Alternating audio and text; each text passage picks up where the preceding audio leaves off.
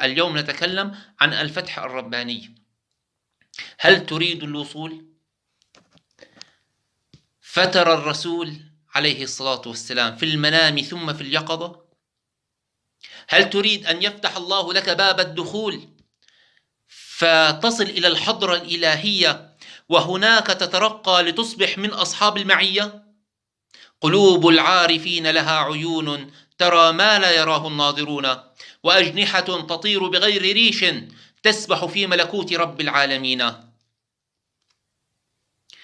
هنالك فتح في العبادة، هنالك فتح في الأعمال الظاهرة، وهنالك فتح في الأعمال القلبية الباطنة، وهنالك فتح في مقام الإحسان.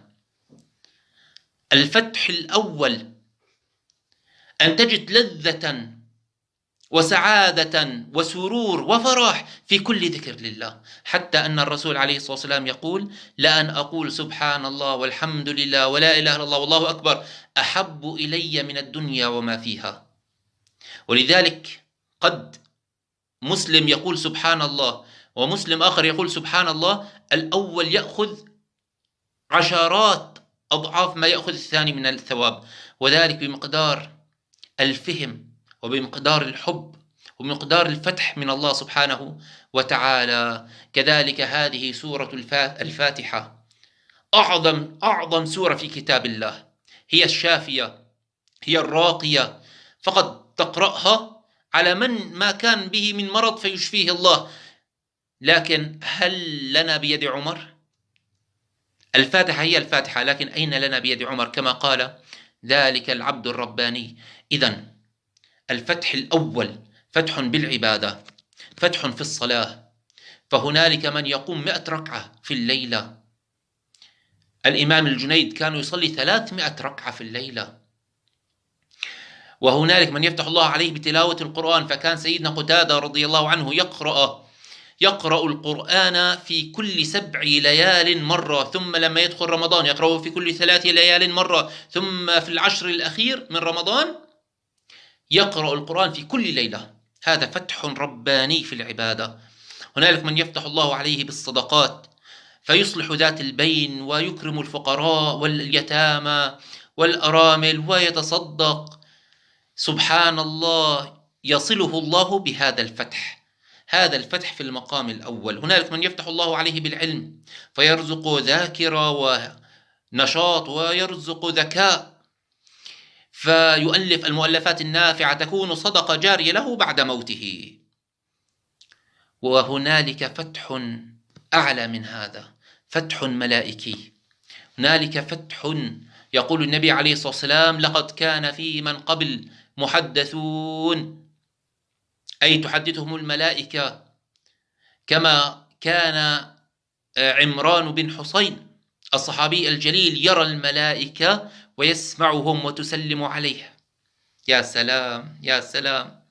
وهنالك سبحان الله كما قال الإمام الجليل عبد القادر الجيلاني، قال: لكل إنسان عين في القلب، لكن هذه العين عليها قفل الحجب، قفل الحجب. فإذا زالت هذه الحجب وزال هذا القفل، أشرقت هذه العين فرأت ما لا يراه الناس وسمعت ما لا يسمعه الناس. قال: لكن إذا استقامت عيناك الظاهريتان حيث يحب الله سبحانه وتعالى، إذن من غض بصره أطلق الله بصيرته فيرى بنور الله، كما قال الرسول عليه الصلاة والسلام لحارثة لما قال: قال: يا حارثة كيف أصبحت؟ قال: أصبحت مؤمنا بالله. قال: ما دليل إيمانك؟ فإن لكل قول دليل حقيقة. قال: عزفت نفسي عن الدنيا. قال: هذا أول الفتوح، كما بينا، نور عظيم يقذفه الله في قلبك فيسجد. قال: سجدة القلب لا ترفع رأسك من هذه السجدة إلا بين يدي الله سبحانه وتعالى.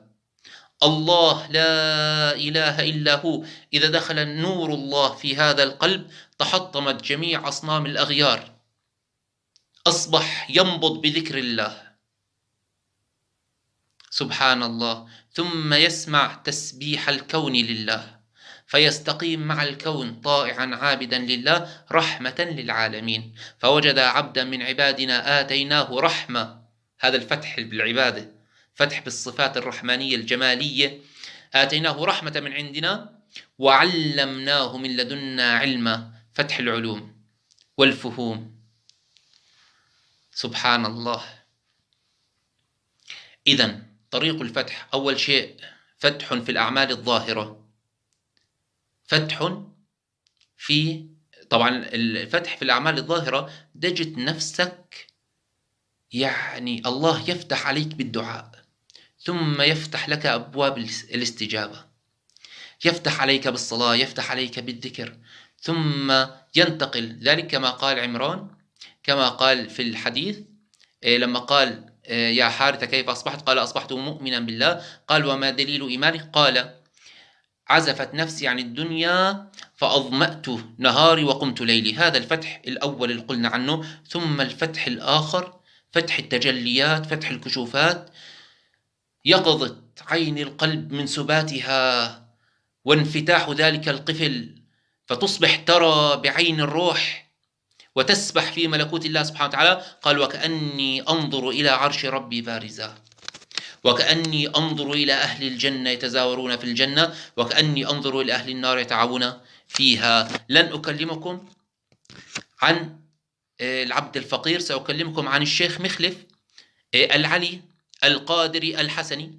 له فيديوهات تكلم في أحد هذه الفيديوهات تحت عنوان هل لسور القرآن خدام، سواء كان من الجن أو كان من الملائكة؟ فالجواب نعم، من الجن ومن الملائكة، جن المؤمن ومن الروحانيات. لكل اسم من أسماء الله خدم من الملائكة، لكل سورة خدم من الملائكة. في قصص كثيرة جدا أمام أعيننا أصبحت. لكن الآن سأكلمكم عن الشيخ مخلف العلي. فيقول في هذا الفيديو وبينما أنا ملتزم في ورد سورة الواقعة، وفي آخر يوم بعد 40 ليلة من هذا الورد، قال لما أنهيت هذا الورد في صلاة العصر، بعد صلاة العصر مباشرة، وبعد ما أنهى ورده من تلاوة سورة الواقعة، قال نزلت علي ستارة فظهر لي 4 كائنات نورانية جميلة جدا جدا جدا. قالوا السلام عليك يا عبد الله. قلت وعليكم السلام ورحمة الله. من أنتم؟ قالوا نحن ملائكة من عند الله سبحانه وتعالى، نحن بعض خدم سورة الواقعة، فهل لك حاجة يا عبد الله؟ قال لا أريد إلا الله سبحانه وتعالى ووجه الله، لا أريد شيء من أشياء الدنيا. قالوا فإننا إذا احتجت أي أمر فقط صلي، قم فصلي ركعتين واسأل الله سبحانه وتعالى تقضى حاجتك بإذن الله سبحانه وتعالى. نحن خدم سورة الواقعة. كذلك في أخت طيبة كان سبحان الله عندها تلبس شيطاني، عشق وما إلى ذلك. المهم فأنا قلت لها التزمي بلا إله إلا الله وبالصيام، فالتزمت 3 أيام، فظهر لها ملاك عجيب نوراني قال لها أنا خادم من خدم لا إله إلا الله. سبحان الله. طبعا شفيت في ذلك اليوم، فما أصبح يأتيها أي شيء في المنام، وأصبحت ذهب عنها جميع التوهمات وهذه الأمور التي كانت تشعر بها والتي كانت تزعجها ولا تنيمها الليل، وأصبحت قائمة صائمة بإذن الله، قريبة جدا من الله سبحانه وتعالى. إذن هنالك فتوحات، هنالك فتح التحديث، هنالك فتح الإلهامات والكشوفات. نسأل الله سبحانه وتعالى أن يرقينا وأن نصل إلى حضرة الرسول عليه الصلاة والسلام، وأن نراه مناما ويقظة، وأن ندخل إلى الحضرة الإلهية، وأن نكون من أصحاب المعية. نسأل الله سبحانه وتعالى أن يطلق عين الروح لتسبح في ملكوته. نسأل الله سبحانه وتعالى أن يحيينا بين الجمال والجمال والجلال. نسأل الله سبحانه وتعالى أن يرزقنا حسن الصفات. نسأل الله سبحانه وتعالى أن يرزقنا حسن العمل وحسن الخلق. سبحانك اللهم وبحمدك، نشهد أن لا إله إلا أنت، نستغفرك ونتوب إليك.